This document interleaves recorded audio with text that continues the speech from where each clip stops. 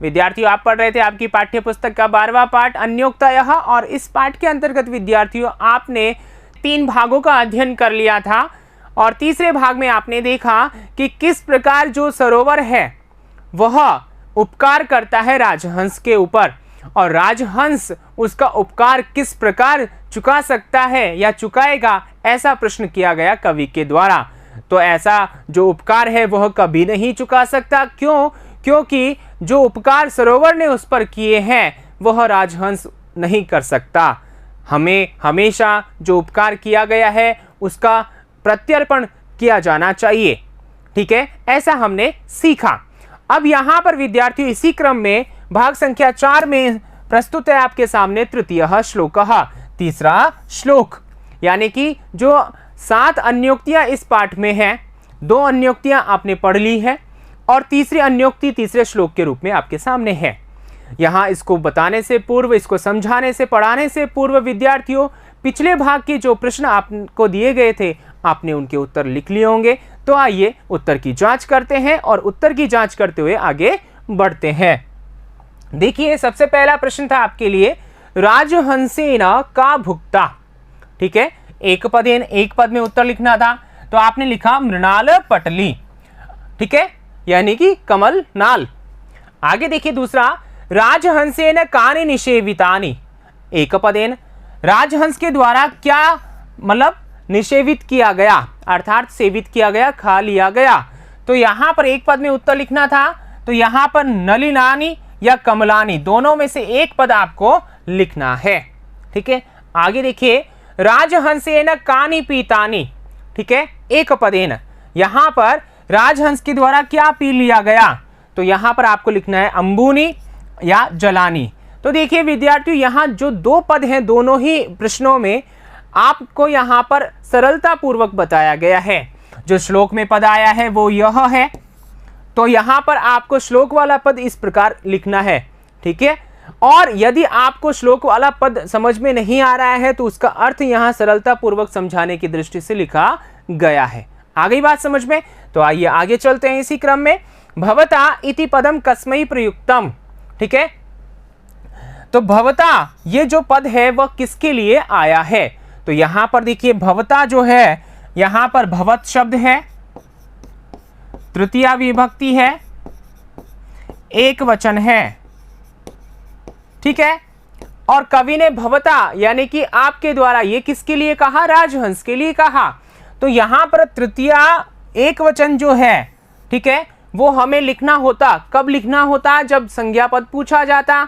लेकिन यहां पूछा कि किसके लिए, तो कस्मै जो है चतुर्थी का एक वचन है, तो हमारा उत्तर भी चतुर्थी एक वचन में होगा। हमें पता लग गया है कि भवत जो है यहाँ पर किसके लिए प्रयोग हुआ है, राजहंस के लिए।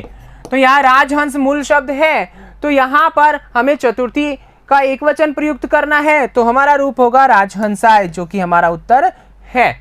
आगे बात समझ में? तो आइए आगे चलते हैं इसी क्रम में। यहाँ पर देखिए 5वां प्रश्न, वद इति क्रियापदस्य कर्तृपदम लिखता। वद ये जो क्रिया है इसका कर्तृपद आपको लिखना है, यानी कि कर्ता आपको बताना है। तो यहाँ देखिए वद जो है, ठीक है ना, यह क्या है, क्रिया है, और क्रिया है तो यहाँ पर ये लोट लकार की क्रिया है, और लोट लकार में मध्यम पुरुष है और उसका एक वचन है, तो इसकी यह क्रिया है। और यहाँ पर वद धातु है, ठीक है, बोलने अर्थ में। तो यहाँ ये स्थिति इसकी हो गई है। अब यहाँ पर कर्ता हमें लिखना है, तो जैसा हमारे पास में कर्ता होता है वैसी ही क्रिया होती है। अब यहाँ क्रिया दे दी गई है, इस हिसाब से तो कर्ता क्या होना चाहिए, इस हिसाब से कर्ता त्वम होना चाहिए। ठीक है, अब यहाँ त्वम जो है वह कर्ता होगा, तो यहाँ कर्ता हमने लिखा त्वम।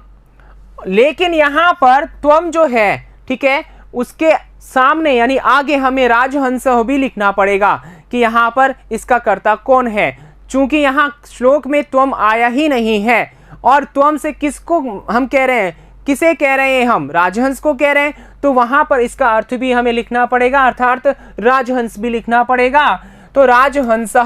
अब राजहंस सीधा हम नहीं लिख सकते थे। क्यों नहीं लिख सकते थे? क्योंकि यहाँ पर राजहंस जो है प्रथम पुरुष का एक वचन है, और क्रिया हमारी लोट लकार में है, ठीक है, और मध्यम पुरुष एक वचन है। तो लकार कोई सा भी हो लेकिन पुरुष, क्या होना चाहिए, समान होना चाहिए, पुरुष वचन, ठीक है, ये हमारा समान होना चाहिए। तो ऐसी स्थिति में त्वम हम बाहर लिखेंगे और राजहंस कोष्टक में लिखेंगे। आगे बात समझ में, तो यहाँ ये प्रश्न स्पष्ट हो जाता है।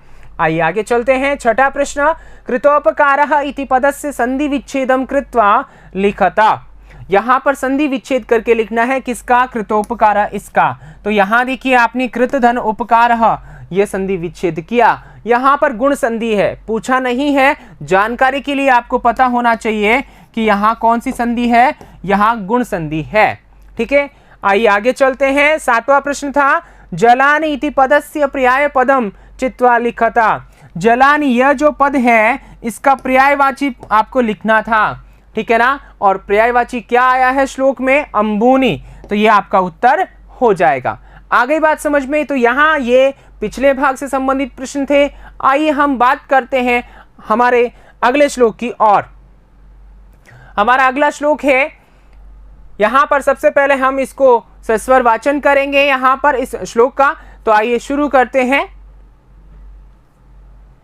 तो यैरल्पैरपि करुणया भीम भानौ निधाघे मालाकार व्यरचि भवता यातरोरस्य पुष्टिः सा किं शक्या जनयितुमिह प्रावृष्येण वारां धारासारानपि विकिरता विश्वतो वारिदेन, विश्वतो वारिदेन, ठीक है। तो यहाँ पर ये उच्चारण हमने किया, सस्वर वाचन किया। और ये जो श्लोक है भामिनी विलास से लिया गया है, जिसके रचयिता कौन है आपको पता है, पंडित राज जगन्नाथ, ठीक है। तो आइए इसका अर्थ जानते हैं और पता करते हैं कि यहाँ कवि ने क्या कहा है। कवि ने देखिए क्या कहा है, तो देखिए तोयैरल्पैरपि, इस पद को हम सबसे पहले देखेंगे। तो यहाँ देखिए तोयै, ठीक है। इसके बाद में देखिए र आ रहा है, तो इस र को विसर्ग बना दिया हमने, रुत्व विसर्ग संधि है। अब र को विसर्ग बना दिया तो र में अ स्वर है, तो अ को लिखेंगे। फिर आगे अल्पई, और जैसी स्थिति यहाँ थी वैसे ही यहाँ है, र है, फिर र को विसर्ग बनाया और आगे क्या बच गया, अ, और आगे पी, ठीक है। तो यहाँ पर इसका हमने संधि विच्छेद कर दिया और यहाँ पता लगा लिया कि ऋतु विसर्ग संधि है। आइए अब अर्थ को जानते हैं। तो यही यानी जल से या जल के द्वारा, ठीक है। अल्पई, थोड़े से जल के द्वारा, अल्पई यानी कम, थोड़ा। तो यहां पर देखिए ये जो पद है ये क्या है, विशेषण है। ये क्या है, विशेषण है, किसका, इसका। तो ये विशेष्य हो गया, ठीक है। तो यहां थोड़े जल से या थोड़े जल के द्वारा, अपि यानी भी, थोड़े जल से भी, आ गया अर्थ। आगे देखिए, करुणया यानी करुणा भाव से, दया पूर्वक या दया से, ठीक है। भीम भानव, भीम यानी अत्यधिक, और भानु का मतलब होता है सूर्य। तो सूर्य जब अधिक चमकता है तो क्या होता है, अत्यधिक गर्मी होती है, ठीक है, आतप होता है, तपन होती है।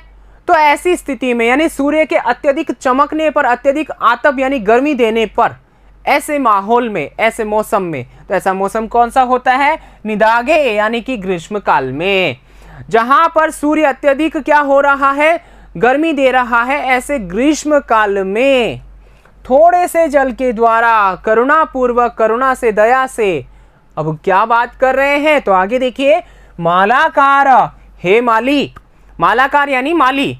तो जो बगीचा होता है, ठीक है ना, उसका जो रखवाला होता है वो माली। तो हे माली, व्यरचि, तुमने रचना की है। रचना की है मतलब तुमने क्या की है, सेवा की है। और क्या, किस प्रकार की सेवा की है, या सींचा है, इस प्रकार भी हम कह सकते हैं।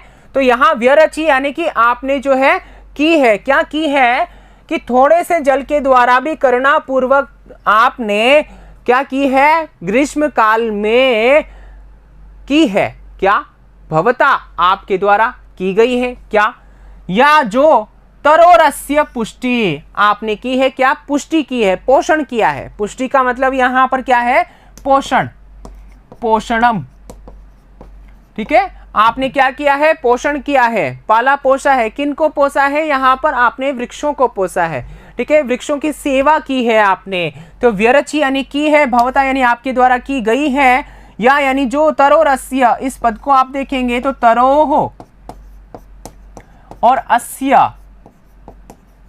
ठीक है, तरोह यानी कि वृक्ष की, अस्य यानी यह अस्य तरोह इस वृक्ष की, ठीक है, पुष्टि यानी कि पोषण, या आपने उस वृक्ष को क्या है, सींचा है, उसकी सेवा की है। तो यहां इन दो चरणों का अर्थ क्या हुआ, कवि कह रहे हैं, हे माली, आपके द्वारा जो इस वृक्ष की पुष्टि व्यरचि की गई है, ठीक है ना, वह कब की गई है, वह कैसे, थोड़े से जल के द्वारा करुणा पूर्वक इस भयंकर सूर्य के आतप में ग्रीष्म काल में, ठीक है ना, आपने या आपके द्वारा इस वृक्ष की जो पुष्टि की गई है, ठीक है, यानी कि जो पोषण किया गया है, आपने इसको जो सींचा है, ठीक है। तो सा यानी वह क्या, वह पुष्टि, वह पोषण, किम क्या, शक्या संभव है, जनयितुम उत्पन्न होने में, ठीक है ना, उत्पादित करने में, ठीक है, प्रकट करने में, शक्या यानी संभव है, जनयितुम यह यानी कि उत्पादित करने में, प्रावृष्येण वाराम यानी कि वर्षा काल में, वाराम यानी कि जो धाराएं होती है, वर्षा होती है जल की, ठीक है ना, तो उस वर्षा काल में वाराम धारा सारानपि, अर्थात यहां पर देखिए धारा सारान, ठीक है, अपि, ठीक है, और यहां पर देखिए इसको इस प्रकार भी,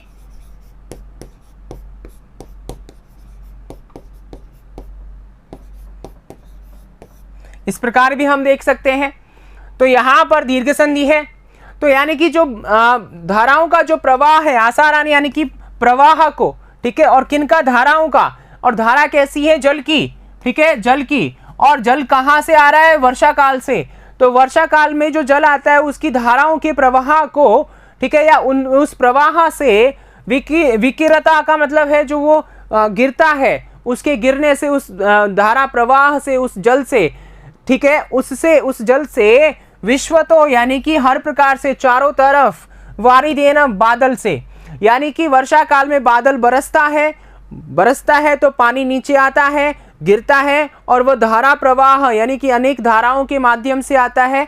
तो उस प्रवाह से उस वृक्ष की वह पुष्टि संभव है क्या, नहीं।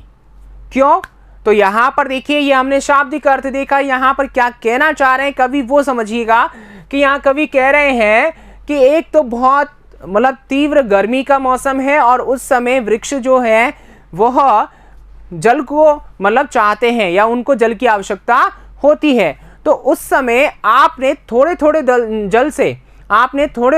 जल से उस वृक्ष की क्या की है, सेवा की है, उसको सींचा है, और इस वजह से जब उसको आवश्यकता थी जल की, तो आपने थोड़े से जल से उसको सींच करके पुष्ट किया है, ठीक है, बड़ा किया है। तो वह जो पुष्टि है, वह जो पोषण है, जब ग्रीष्म काल में आपने थोड़े जल से सिंचित करके किया है, उस पुष्टि को बढ़ाया है, तो वही पुष्टि क्या अत्यधिक वर्षा ऋतु में, जब मतलब जो बादल है वह बहुत पानी बरसाता है, क्या उस पानी से वह पुष्टि हो सकती है, जी नहीं हो सकती, क्योंकि आवश्यकता पर ही यदि कोई काम आए तो वही जरूरी होता है, वही सही होता है, वही सही मायने में महत्व योग्य होता है। और यदि बिना काम आए ही, बिना जरूरत पड़े ही यदि आप यूं ही मतलब पानी बरसा रहे हो, तो वो कोई मतलब वाली बात नहीं है। यानी कि यहाँ वही बताया है कि जो मालाकार है, माली है, उसने करुणा भाव से थोड़े से जल के द्वारा ग्रीष्म काल में जो वृक्ष की क्या की है, पुष्टि की है, सेवा की है, वह पुष्टि अत्यधिक वर्षा जल में भी बादल के द्वारा धारा प्रवाह वर्षा करने पर भी वह पुष्टि उत्पादित नहीं हो सकती है उस वृक्ष की। पोषण शक्ति प्रवृद्ध नहीं हो सकती है। आ गई बात समझ में? तो आइए इसी के साथ आगे चलते हैं। आगे देखिए अन्वय की बात करते हैं।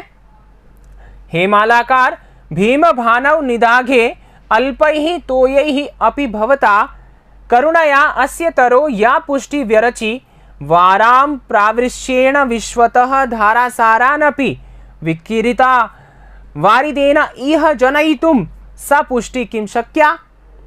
अर्थात यहां पर देखिए हेमाली यहां पर कह रहे हैं कि हेमाली, ठीक है, भीम भानव का मतलब है अत्यधिक आतप के समय, अत्यधिक गर्मी के समय, ग्रीष्म काल में थोड़े जल के द्वारा भी आपके द्वारा करुणापूर्वक इस वृक्ष की जो पुष्टि की गई है, ठीक है, जल के वर्षा काल से, ठीक है, वर्षा काल में जब जल होता है वह विश्वतः यानी कि हर प्रकार से चारों तरफ से अनेक धाराओं से युक्त होते हुए भी उस बादल के द्वारा, ठीक है, उस बादल के द्वारा यह, ठीक है, यह यानी कि यहाँ पर जनयितुम यानी कि उत्पन्न करने में, सा यानी वह पुष्टि, किम शक्या, क्या वह पुष्टि उत्पन्न हो सकती है? जी नहीं, वह पुष्टि उत्पन्न नहीं हो सकती है। आगे बात समझ में? तो आइए आगे चलते हैं, भावार्थ की बात करते हैं।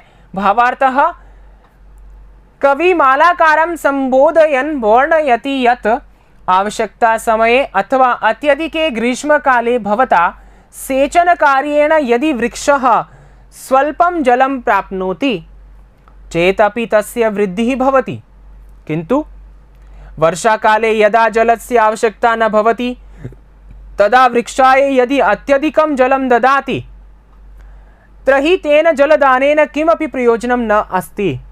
अर्थात आवश्यकता समये मनुष्यस्य कृतस्य साहाय्यस्य महत्वम् एव अत्यधिकम् अस्ति। अर्थात इसका अर्थ क्या हुआ? कवि मालाकार को संबोधित करते हुए कहते हैं कि आवश्यकता के समय, जरूरत के समय अथवा अत्यधिक ग्रीष्म काल में, यानी कि बहुत ज़्यादा जब गर्मी पड़ रही है ऐसी स्थिति में ग्रीष्म काल में आपके द्वारा सेचन कार्य के द्वारा, सिंचाई के कार्य के द्वारा यदि वृक्ष, जो वृक्ष है वह थोड़ा सा जल भी प्राप्त करता है तो भी तस्य वृद्धि भवति, तो भी उसकी वृद्धि होती है। यानी जरूरत तो ग्रीष्म काल में ही है जल की, और उस समय थोड़ा सा जल भी मिल जाए तो वही उसी जल से वह वृद्धि को प्राप्त करता है। जिस प्रकार आपको अगर गर्मी में थोड़ा सा जल भी मिल जाए, जैसे कट आपके लग जाते हैं, कंठ सूख जाते हैं, तो ऐसी स्थिति में थोड़ा सा जल भी आप कहते हो कि इतना सा जल मिल जाए, ठीक है, तो सुकून मिल जाए, तो वहाँ पर थोड़े से जल से भी आपको संतुष्टि मिलती है, ठीक है ना, आपको ऊर्जा मिलती है। तो उसी प्रकार यहाँ थोड़े से जल से भी ग्रीष्म काल में उस वृक्ष को यदि मिलता है वह जल, तो वहाँ पर उसकी पुष्टि होती है, अर्थात वह वृद्धि को प्राप्त करता है। किंतु लेकिन वर्षा काले, वर्षा के समय में यदा जलस्य आवश्यकता न भवति, आवश्यकता होती है क्या? वृक्षों को नहीं होती, ठीक है ना, तो उस समय तब वृक्षाय, वृक्ष के लिए यदि अत्यधिकम जलम ददाति, यदि अत्यधिक जल जो है वह देता है, हेमाली तू देता है, तो ऐसी स्थिति में त्रही तो तेन जलदानेन, उस जल दान से किमपि प्रयोजनम न अस्ति, कोई भी प्रयोजन नहीं है। अर्थात इसका मतलब क्या हुआ कि आवश्यकता समय, यानी आवश्यकता के समय मनुष्यस्य कृतस्य, मनुष्य के द्वारा किए गए जो सहायता है, की गई जो सहायता है उसका महत्व ही अत्यधिक होता है, ठीक है ना, उसी का महत्व है। आवश्यकता पर अगर आपने किसी का सहयोग किया है, किसी की मदद की है, ज़रूरत के समय काम आए हो, तो वही सहयोग, वही महत्व जो है वह अत्यधिक महत्वपूर्ण होता है। और अन्यथा जब ज़रूरत है ही नहीं और बेकार में ही आप, ठीक है ना, वृक्ष को पानी पिलाओ, तो वहाँ पर वो पानी बेकार ही जाएगा, उस वृक्ष की वह पुष्टि नहीं हो सकती, ठीक है। तो यहाँ पर शिक्षा क्या मिलती है हमें? आवश्यकता काले सहयोगः करणीयः, आवश्यकता के समय सहयोग करना चाहिए। कोई यदि आपसे सहयोग मांगे और आवश्यकता के समय मांगे तो ऐसी स्थिति में उसे मना नहीं करना चाहिए, उसका सहयोग आपके द्वारा किया जाना चाहिए। क्योंकि उस समय किया गया सहयोग उस व्यक्ति के लिए बहुत महत्वपूर्ण साबित होगा और आपके लिए भी। और यदि किसी को आवश्यकता है ही नहीं और आप जबरदस्ती उसका सहयोग करें तो वह नुकसानदायक हो सकता है, उसका कोई प्रयोजन नहीं होगा। तो आ गई बात समझ में? तो आपको सहयोग करना है, ठीक है। तो आइए आगे चलते हैं इसी के साथ में। आगे देखिए शब्दार्थः इस श्लोक से संबंधित। तो यही जलई, जल से, करुणया दयया, करुणा से, भीम भानव अत्यधिके आतपे, सूर्य के अत्यधिक तपने पर, निदागे ग्रीष्मकाले, ग्रीष्मकाल में, व्यरचि रचिता की गई, पुष्टि ही वृद्धि पोषण, ठीक है। इसी क्रम में आगे देखिए जनयितुम उत्पादयितुम, उत्पन्न करने के लिए, प्रावृष्येण वर्षाकालिकेन, वर्षाकालिक वर्षा काल का जो है वह, वारिदेन जलदेन बादल से, विकिरता वर्षयता बरसाते हुए, धारासारान धाराणाम आसारान, धाराओं का प्रवाह, ठीक है। आइए आगे चलते हैं, इसी क्रम में विशेष की बात करते हैं और विशेष में संधि की बात करते हैं। तो देखिए तोयई अल्पैरपि, तोयई धन अल्पै धन अपि, ऋत्व संधि है, ऋत्व विसर्ग संधि है। तरोरस्य तरोह धन अस्य, ऋत्व विसर्ग संधि है। आगे देखिए समास की बात करते हैं। तो मालाकारः, मालाम करोति इति मालाकारः, उपपद तत्पुरुष समास है यहाँ पर। भीम भानौ, भीमः भानुः यस्मिन् सः, ठीक है, यानी कि सूर्य जो है जिस समय में मतलब भीमता को धारण किए हुए है, यानी कि बहुत भयंकर रूप धारण किए हुए है, तो ऐसी स्थिति में सह यानी वह क्या कहलाता है, भीम भानु, और तस्मिन भीम भानौ, ठीक है, बहुब्रीहि समास है यहाँ पर। आगे देखिए वारिदेन, वारी ददाति इति वारिदः, ठीक है, उपपद तत्पुरुष समास है, और तेन तो वारिदेन, ठीक है। प्रत्यय की बात करते हैं तो जनयितुम, जन धातु तुमुन प्रत्यय है, ठीक है, और यहाँ ये निजंत धातु है, ध्यान रखना, जन धातु जो निजंत है, ठीक है, उत्पन्न करने में, उत्पादित करने में। आइए आगे चलते हैं इसी क्रम में। आगे देखिए भावबोध प्रश्नानि, इस भाग से संबंधित, इस श्लोक से संबंधित कुछ प्रश्न है, आप लिखिए अपनी उत्तर पुस्तिका में हमेशा की तरह। तो पहला प्रश्न है परितः इति पदस्य कृते पद्यांशे किम पदम प्रयुक्तम अस्ति, ठीक है। अगला देखिए तोयहि अल्पहि इत्यनयो पदयो विशेषण पदम चित्वा लिखता। तीसरा है भवता इति पदम कस्मै प्रयुक्तम अस्ति। आगे देखिए अगला तरोह पुष्टि केन रचिता, एक पदेन। पांचवा है मालाकारेण तरोह पुष्टि कथम रचिता। छठा है मालाकारेण तरोह पुष्टि कदा रचिता, ठीक है। तो यहाँ पर प्रश्नों को ध्यान से पढ़िए और उत्तर लिखिए। तो यहाँ पर यह भाग समाप्त होता है। यहाँ पर हमने सीखा इस श्लोक से, इस अन्योक्ति से, कि हमें आवश्यकता पड़ने पर दूसरे की मदद करनी चाहिए, यानी आवश्यकता के समय ही यदि हम काम नहीं आए तो हमारा जो प्रयास है, हमारा जो किया गया कार्य है, वह बाद में व्यर्थ ही होता है, ठीक है। तो यहाँ पर आपने मालाकार के द्वारा वृक्ष की गई सेवा के माध्यम से आपने इस प्रकार समझा कि वृक्ष की पुष्टि तभी होती है जब उसे आवश्यकता होता है, मतलब उसे आवश्यकता होती है जल की, तो ग्रीष्म काल में अधिक जल की आवश्यकता होती है, तो उस समय ही की गई पुष्टि, उसकी करुणापूर्वक की गई पुष्टि उसे, उस वृक्ष को वृद्धि को दिलाती है। और यदि वर्षा काल में उसे जल दिया जाए जबकि आवश्यकता ही नहीं होती, तो वो उस जल को देने से, उसको पिलाने से, उसका सेचन करने से कोई प्रयोजन नहीं होता। उसी प्रकार हमारे जीवन में होता है। तो हमें क्या करना है, हमें आवश्यकता पड़ने पर व्यक्तियों का सहयोग करना है। तो आ गई बात समझ में। तो यहाँ पर मैं लेता हूँ विदा। आगे अगले वीडियो में अगले श्लोक के साथ अगले भाग में फिर प्रस्तुत होऊंगा। तब तक के लिए धन्यवाद।